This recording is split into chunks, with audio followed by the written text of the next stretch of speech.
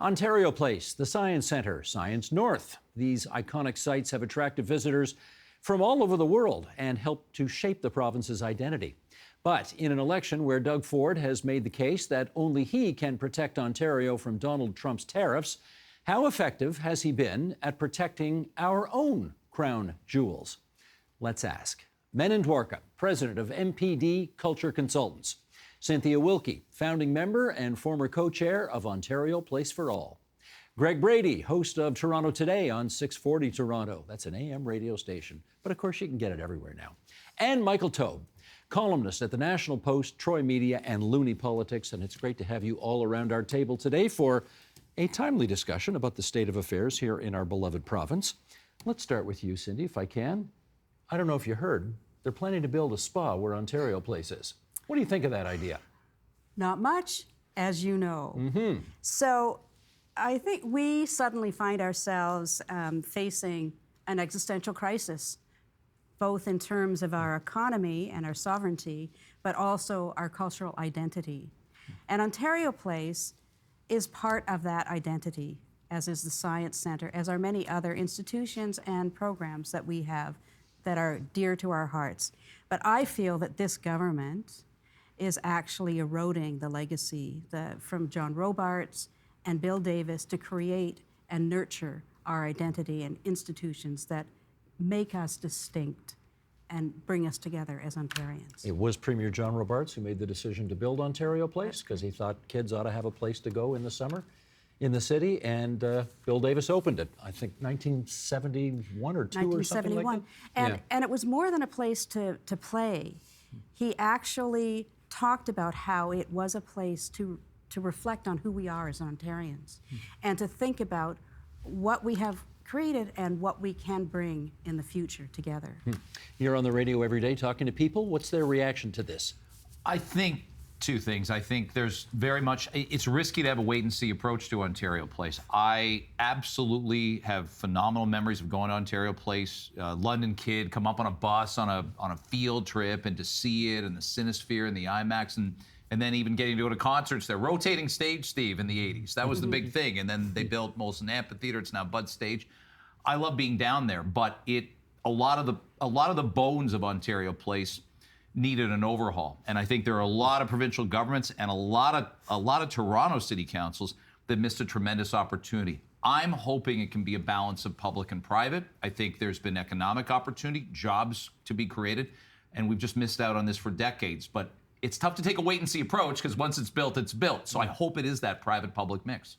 Menon, in your view, what makes the connection between a place like Ontario Place and the people of Ontario? What makes that connection? Well, I think the primary connection is having the people of Ontario actually inhabit that space and be themselves and actually express their intersectionalities amongst each other. Of course, they have not been much over the last 15 years or so. True, but I think of a certain vintage, we carried the memory of Ontario Place deeply within us. I mean, what I think is interesting here about the way we're moving ahead is that I was not aware that we were in a spa shortage, that we had a spa crisis on our hands. I think it's interesting we have two middle-aged candidates running for premier, both women, who have not said that we needed more spas in Ontario.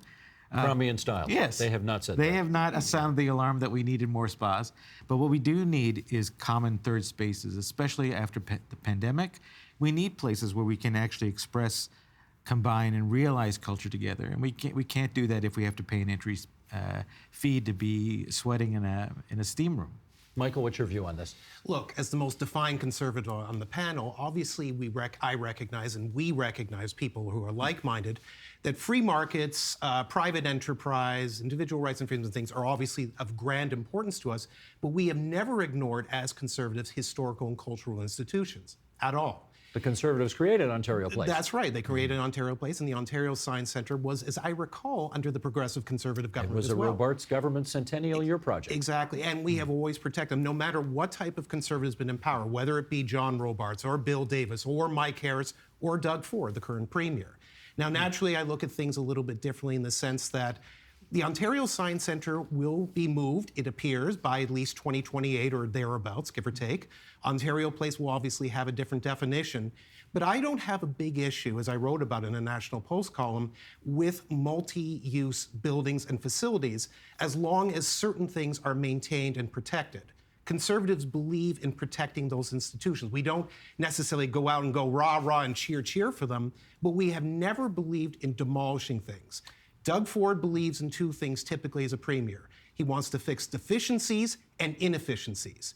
And if he sees them in place in those two aspects, he's going to look at them. You may not love what he's going to come up with. We'll talk more about it as time goes along. Let me do that right now because okay, when you talk about will not love it, Ontario's Auditor General looked into all of this, as you know, released a report saying that the development process at Ontario Place was, in the AG's words, not adequately fair, transparent, or accountable. Does that change your view at all about what you just said? No, not necessarily. I mean, obviously, it's difficult for people to move forward. I've always believed that change is good, and I believe that facilities need to be used properly.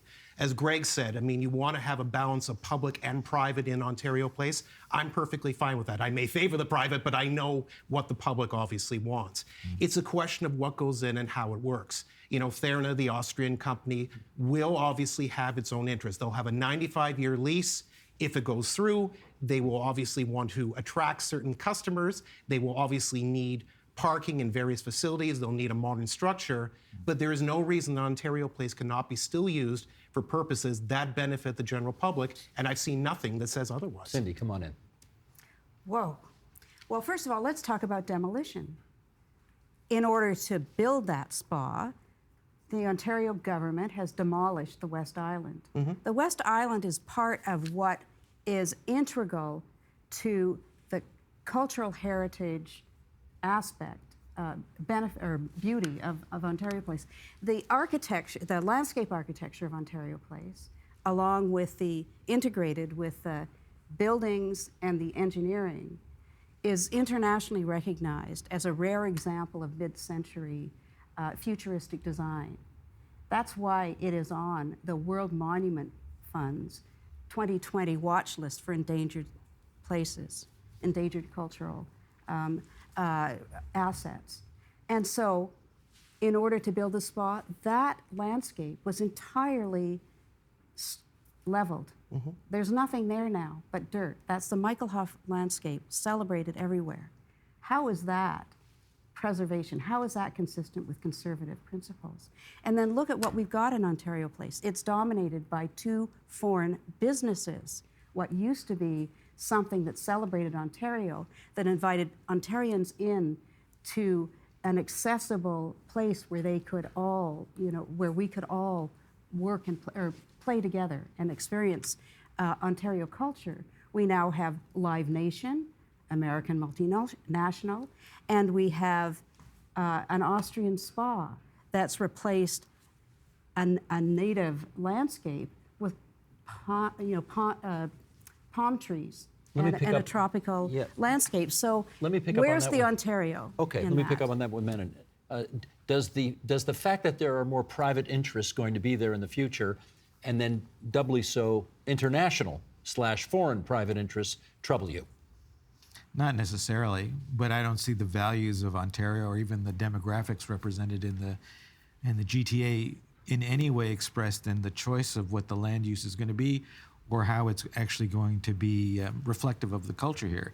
It's just, I hate to say it because people probably think, oh, someone like me would go around saying this all the time, but it's just another example of colonialism. We just import some international fund, we just slap on our blue hat that says we're not for sale, but in fact, apparently we are for sale, right? I'd like us to actually think anyone can come into the pool, but let's celebrate and talk about this uniquely precious group of people that are actually expressing the most defiant form of democracy in North America right now. We should be valuing that. Greg, your view on that? Well, I think, again, there's a balancing act. I think did we not have the Toronto Blue Jays owned by a European brewery at some point in time? And I don't think people cared. In fact, that was important land at a point in time where they built Skydome. Right next door is the Ripley's Aquarium. Do families care if it's employing Torontonians and it's giving people a place to go to take their kids to learn about fish and birds and the like. Probably more fish than birds because it's an aquarium, but you get my point. And I'd even point out, Live Nation and that area has created a ton of jobs down there. They're going to make it a 12-month-a-year expansion. I just think, again, this has been all leading up to, I don't love everything about the Ford deal, and I don't love everything about the tax dollars involved, but I don't know the Austrians. If this was Great Wolf Lodge and they were just putting another Great Wolf Lodge in, to your point, there's not a spa shortage, but in the downtown core, you could make the case there is. And that's, no, there's not. Is there a spa downtown that would be as big as this? So, if we were calling it something else, I think, and let's defend the Austrian Canadians. They've had a really rough ride here. They've had a really tough time with Austrian's almost a swear word now in Ontario politics. Who's writing your material today? You are really funny today. I'm impressed. Well, the opposition leaders have, of course, made a lot of hay about this, and let's hear from them, and then we'll come back and chat. Sheldon, if you would, the clip. To me, this whole moving the Science Center was clearly just the Premier's way of padding the Therma project, and so that is not good planning. It's not fair to the people of Ontario. But this is what we see again and again with this government. From the snap closure of the Ontario Science Centre, to the selling off of Ontario Place, to the Greenbelt giveaway, Ford has consistently put friends first and the people of Ontario last. Well, I call BS on it. I mean, the government said, oh, hey, we came up with a business case on why we should move the Ontario Science Centre to Ontario Place after they'd already made the decision to do that. So over and over again, the government has misled the people of Ontario about Ontario Science Centre and Ontario Place. Marge Stiles, Bonnie Crombie, Mike Schreiner in that order. Okay, Michael, do you think these controversies at the Science Centre and at Ontario Place have chipped away at Doug Ford's popularity? No, and the numbers actually show it. And a recent Post-Media Leger poll shows that he's actually going up in popularity week by week. It's quite the opposite. In spite of this or because of this? It's not actually related to it because a lot of these things are not top of mind. What is top of mind as of right now is Donald Trump's threat of tariffs. That is what's top of mind. That is what he's primarily made this election about. It's interesting to me, and these are old sparring partners, all of the political leaders, only Mr. Ford's not, although I know him. It's interesting to me they always talk about snap. I wrote about this move in 2023. The switch only occurred in 2024. I've worked in politics. That's not a snap. That's actually done over a period of time. Secondly, it's not going away. There have been some comments in some recent op-eds and columns suggesting that Ontario Place is going to become a parking lot, that the Ontario Science Centre is going to be wiped out, that the two experiences, the groupings that you have where children and adults and their parents can actually go and still celebrate something about it, are not going to exist at some point later on. We don't know a lot of these things, and maybe we should, have a more defined program. I'm not disputing that. But as of right now, I'm willing to stand by the fact that in 2028, there will be something. Not everyone's going to love it, but something will be in place. Cynthia, do you have to acknowledge that in spite of efforts by groups such as yours and many others, the opposition leaders as well, the Premier's popularity has not been dented by this so far? Would you acknowledge that? So far, that appears to be annoyingly true. You're welcome. But when are people going to, connect those dots? The cultural identity things also go beyond institutions like the Science Centre and Ontario Place. What about our healthcare system? What about our system, our social safety net? All of these things that are being chipped away at by this government. Identity is important. The tariff fight and the sovereignty fight right now, or threat right now, is coming from the terror to the orange terror to the south, who says we're not really even a country. Well, are we a country or not? Are we going to stand up for Ontario values? Are we going to say that we want to, in places like Ontario Place, show off Ontario innovation? We want to use Ontario materials. We want to have a place where Ontarians can come together without having to pay a big admission fee and enjoy what's unique about Ontario, which might be the edge of the Great Lakes. But haven't we, you have to say, for 15, 20 years, we just haven't done enough down there. I'd liken it to Navy Pier in Chicago on Lake Michigan, where you've got a great mix of public and private. You want to just go take your own lunch down there? It's beautiful by Lake Michigan. You want to have a fancy dinner on a boat? You can do that as well. You want to ride a Ferris wheel? You can do that, see a concert. Why have we done so badly with Ontario Place? And I get it. I get the preservation angle, but I think Doug Ford has, again, for better or worse, we really can't judge this project until it's over. And I get it. It's too late by then. But don't you think we've just let this sit for too long? There's a lot of, like I said, a lot of premiers, a lot of governments should lay sleepless at night going, I could have done something more than I did with that land. That's right. Well, I wouldn't disagree one bit about that, although we were on the path to renewing Ontario Place. So have you been to Trillium Park? It is a beautiful, stunning park. For those who live outside Toronto, Trillium Park is where? It's on the edge of Ontario Place. Right. It's about 7 acres of beautifully designed park that evokes the North, evokes everything that is unique about the physical environment in Ontario. So it's incredibly popular. And the idea was to continue to extend that. And that is what would make more sense to be doing with the West Island of Ontario Place, where people could come and enjoy, enjoy what is emblematic of Ontario. Michael, you're a Toronto. Can I just say one more thing? Yeah, sure. In fact, I don't know whether people, this seems to be part of the, when Doug Ford started this process, there was a lot said about Ontario Place. Nothing happens there, it's dead, nobody goes there. Well, the truth is, in 2018, so the year that he was elected, there were 1.4 million visitors to Ontario Place, not counting the Budweiser stage and Echo Beach. So that rivals the CN Tower. So it is not true that people were not going there. It was a lifesaver during COVID. You can hear over and over again from people about how important it was to be able to go there and walk, run, take their dogs, take their children to a place that was beautiful, safe, and nurturing.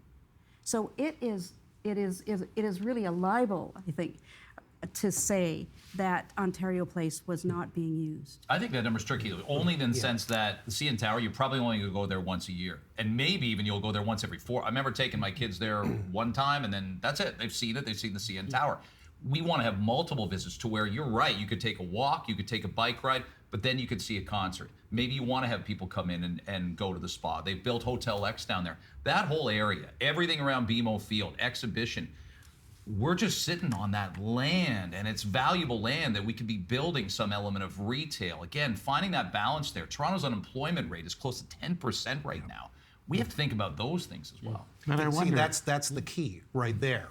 We need to use it more properly. 1.4 million visitors is nice. It should be higher than that. And there should be more to it than that. We always get stuck on this, and you're reminding me a little bit, I'm not being mean, of Mel Hertig in the National Party. I'm thinking it, that we only look at things in a particular way. This is the way it's set up, this is the way it's done, we can't look at anything else. Progress has to happen, and we have to use our space wisely. The Ontario Science Centre is a classic one. Went to it many times. We had membership for my son many, many years. Everyone was saying, well, look, the report came out. It only says that 4 to 6% of the roofs are having problems. Let's just fix the roofs and it gets better. My family's been involved in mortgage investments for over a century. Let me say that when it starts at 4 to 6%, even if you fix it, it's going to get worse. Everyone on the left and the right agreed that the building, which obviously had some practical purpose, was getting old, was getting stale, needed to be improved. I wandered through it. It really did. Ontario Place, lovely. No one questions that. I don't naturally go to it anymore. I went to it more when I was younger. Why? Because it hasn't been used properly for years. Yeah. It's fine to say how wonderful it is and that we have the native park here and that we have our historical landmark there. All very important, all very relevant. I love history, I love politics. That's what I studied most of my life. It has to be used wisely. Okay, and whether you like it or not, it's not right now. Yeah, what I think is interesting is that it's clear that Ontario Place had a mission and a purpose. And when I think about public-private partnerships, why does it have to nudge off balance the mission of the thing? Can't a private company come in and say, hey, we can do this better, this mission? And for me, this seems like where I'm worried about judging at the end. Yeah. Because we can't. But if someone said, hey, I can do your original mission better with more money, more capital, more jobs, who would not be for that? Let me keep this with you, because we are in the middle of an election campaign right now. And some people are going to be comparing and contrasting what the parties have to say about our crown jewels, as we're calling them here. You do a lot of work with museums and galleries, and you have followed their path through various governments over the years. So tell us, the Art Gallery of Ontario, Science North, the Ontario Science Centre, the Royal Ontario Museum, the list goes on, Art Gallery of Hamilton. How has this government done, relatively speaking, protecting our crown jewels? Well, I mean, I might start in a different place with cutting back from the Ontario Arts Council, a $5 million cut, which it doesn't seem like a lot, but to the artists, and I always like to think of these grants as investments rather than expenditures, right? If you don't give project grants, if you don't give operating grants, if you don't have an ecosystem, and then the folks that can pop out the other end that are world recognized and draw people to Ontario, I get you, right? but crown jewels, let's focus on the crown jewels. So ROM, I think I'm doing 2 searches with the ROM right now. They've got an incredible strategic plan called Open ROM. They're hiring up like crazy. I helped place their Indigenous curator that's in there right now. I think they're doing everything they can. Obviously, they can be better resourced, but I think the people of Ontario are going to have to demand whether they want. I think here's the central problem. Our cultural institutions have objects from all over the planet, which is great. We can all gawk at these things, and we can see them now on our phones. But for someone to connect the dots between those objects and how we interact on the street, at work, that is going to cost money. But what I don't hear you saying, Menon, I don't hear you saying Doug Ford, the barbarian, has brought an end to all of our cultural beautiful spots in this province and ought to be thrown out for that reason. Yeah, I don't feel that. You don't that's the feel that case. way? Yeah. Okay, Yeah. all right. I know I probably would be better for the panel if I said. No, Yeah, I'm just. I'm quite happy to hear it. That's great. Yeah, I will say that I think to your point earlier, Sure. that culture spending has always gone up federally under conservative governments. I think that's something that we don't talk about enough. And I'm pretty agnostic on who's sitting in the seat. As long as the money's going up and people acknowledge there is a thing called Canadian culture and we need to finance it, whether it's private or public funding, I'm all for that. Greg, tell me again on the issue of what people are talking about right now. We're talking about these places that a lot of Ontarians go to on an annual basis or every other year, whatever. But affordability, healthcare, education seem to be the things that they are talking about most during this election campaign. If you had to rate this issue, where is it in the panoply? It's hard to swing a vote. It's hard to swing a vote just based on this stuff. Like I will tell you, the Science Center, especially for the location, rips me up. We have a lot of teachers and educators that text the show. I'm out in Ajax in Durham region. The zoo's really important because it's close by. I don't want to see anything happen to that zoo. It could be called the Scarborough Zoo, but it's the Toronto Metro Zoo. The Science Center was a wonderful location to be able to get to from north of Toronto and across that sort of, coming east-west from the east part of the 401. So I go back to Menon's point. There's always been also corporate support for the arts. You can't go into the ROM and you can't go into any museum anywhere and not see this exhibit sponsored by, now it could be Budweiser, or maybe I'm thirsty, I don't know. But remember that, I'm a rock and roll guy, there used to be such consternation about, oh my goodness, this tour of this band is sponsored by this beer. And it's like, the art should be so unique. We know there has to be that mix of public and private. Again, it's just gonna be that balancing act. So some of it has to be city money, but you rely on corporate support if you're an art gallery. You rely on donors, like to a university almost, to keep contributing. You can't survive on memberships alone. Cynthia's organization, Ontario Place for All, put this tweet out. Do we still call it a tweet even though it's X? Well, it's an Yes. ex-post. It's an You can ex-post, call it whatever you okay. want. We Good still enough. call it tweets. You do, okay. We're Michelle, not you want to going put to this up? X. Here's what Ontario Place for All put out there. Choose an Ontario-made product, Ford says. We were asking him all along to do that at Ontario Place. Not too late to change course. All right. Under the threat of a trade war, do you think people are going to be more eager to keep our public institutions, if I can put it this way, as Ontario as possible? Well, I think we're already seeing that. Aren't we seeing grocery stores are now putting up signs saying made in or grown in Canada? Canadian made, yes. Canadian made. Yep. And you know, one of the things about the original build of Ontario Place was Robarts and Davis were very proud to say every bit of it was from Ontario. The steel was from Ontario. The design came from Ontario designers. The landfill was from Toronto. The landfill was from the subway. Yeah, that's right. You know, those kind. Anyway, so are we going to see that with the spa? No, I don't think so. They already, they have a program of, an Austrian program, or their program, a national, whatever, their business program, of where they source their materials, where their designers come from, where their engineering comes from. They've bought an engineering company. We're not going to see the same made in Ontario product. In which case, let me put the question to you. Sure. Is Doug Ford trustworthy to protect our crown jewels?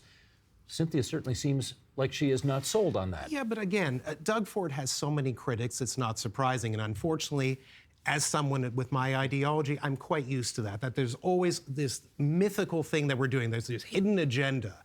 It's been going on and on for God knows how many years. The classic example was, if we can divert just for a second, Paul Martin and the Liberals tried to use that argument in 2004. It worked, but they held a minority government. They tried the same damn thing nearly 2 years later, and it bombed. Why? Because people weren't buying it any longer. The same thing works here. You can say whatever you want about Doug Ford, and you can oppose him in many different ways, and that's fine. We live in a democracy. We believe in intellectual discourse. That's perfectly okay. He is not, as has been said, he is not this monster everyone makes him out to be. In fact, if anything, as I've talked about in previous columns and things that I've discussed, Ford is a mix of a whole different series of things that a lot of modern conservatives don't even necessarily subscribe to, and that's conservatism, populism, retail politics. Now, some of those things obviously exist in all of us, but not in the same thing. You must wrestle with the amount of public money that's being course I utilized do. here. This is a huge issue. I mentioned those other companies. Ripley's, Canada's Wonderland. No matter what the brand is, we would all hesitate. I could bore the heck out of you how much it bothers me, including It's the when first my time you side mentioned you're does upset it. about the public money. But at the same point, I've always recognized public partnerships as being beneficial in society because it brings the best of both worlds. It brings the ideas that people like myself hold near and dear to their hearts, and it allows the public to have an entree into the decision-making process. Is it perfect? But we had no entree into this decision-making process. It was all top-down. It was all, like, we begged. It was a fait accompli. Do you think that's Ontario unique in Place- politics? Ontario Place for All begged to have a role in making the decision about what would happen at Ontario Place. I'm not saying that they shouldn't have opened it up. I agree with you, but at the same time, I'm not surprised because unfortunately, and I think it's more the day and age than anything else, we just sort of assume or know what the other side is going to say. So it's just taking up a lot of time. And time is money. You've got to keep moving forward. But it is- Well, maybe we would have had a better outcome if the public had been involved. And in that maybe it would have been the discussion. same. We Because don't know. we might have learned that, like, nobody asked for a spa at Ontario Place. People might have asked for more animation, more opportunity to do things. Maybe they wanted the Children's Village back. I bet they did. Well, Things spas have like a nice that. popularity in Europe. I've been to them. They're perfectly Oh, I fine. have been There's to- nothing wrong with introducing There's nothing- international ideas, Let me ask which Greg, you're opposed to. if- I want to call it a water park. I feel like that hits the middle class more. Middle class. There aren't water They're parks sick in of their Austria. kids. They want to get out of the house in the winter. They want to go to a water park. If there were Spa more- sounds too elite. If there were more public involvement in this, would we be putting a big spa on the waterfront? No, I don't think so. And that is part of the problem. And that's going to be part of the judgment. If this is an economic stimulus, if this is something, again, if Live Nation knocked on the door and said, hi, we need money to bring more artists in or concerts, then no. We were talking about the arts. Again, for all the money that goes into museums, a ton of music venues have closed in the city of Toronto. A ton of them. I just read the other day, like Elmo Combo's in trouble. We're going to lose a lot of these huge historic venues. And already, even under Olivia Chow's government, we've had the Just for Laughs Festival canceled. We can't get the Taste of Danforth open again. Right. We got a lot of, like, for all that, there's a bit of a left-right divide maybe on the culture that matters to them. We seem to have a split sometimes. Mm-hmm. A lot of our cultural iconic festivals or places are closing up. So don't they deserve the same kind of public money consideration? I think you got to have the conversation. Speaking of iconic cultural things in our province, we can listen to you on the radio between what hours in the morning? 5:30 a.m. to 9 a.m. Boy, you get up early. Good for you. That's Greg Brady, host of Toronto Today on 640. Menon Dwarka is here, President, MPD, Culture Consultants. And on the other side of the table, Cynthia Wilkey, member, former co-chair, Ontario Place for All. Michael Taube, you can read him in the National Post, Troy Media, and Looney Politics. Thanks, everybody, for a really solid discussion. Well done. Thank you. Thank you.